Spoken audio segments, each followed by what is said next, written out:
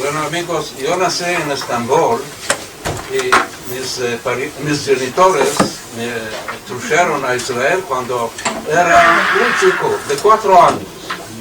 Bueno, antes de 20 años yo hice un paseo a Izmir y cuando había una estampa de un niño de 4 años.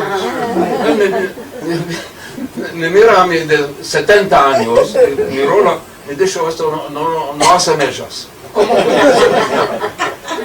Me dijo, no existe esa escalera. Debes de hacer escalera. Bueno, yo hice escalera, me dije en Eretz Israel, en Tzahal. Me dice, ¿cuál es Tzahal? Yo tengo una madre en kibbutz en Israel. Telefona a ella. Me dice, ¿cuál es kibbutz? Comuna. Turistas, dólares. Hayde. En su garganta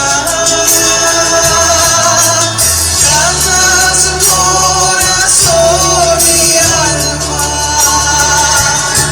sin voz y sin palabras,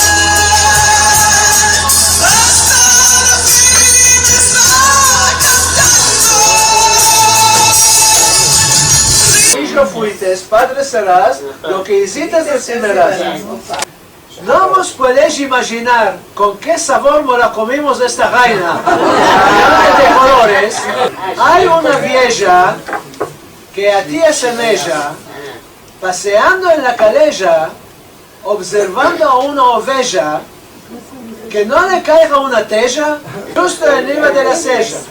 Corrió piscina al doctor Beja. El doctor Beja de India vive, tiene 95 años, es de Turquía. Que le untó un poco de perilla, examinó también la oreja y le dio papas de lenteja, que él mismo apareja. Así se sanó la vieja y terminó nuestra conseja. Un día que estábamos en la sentados, le dije yo, por ti me muero de amor.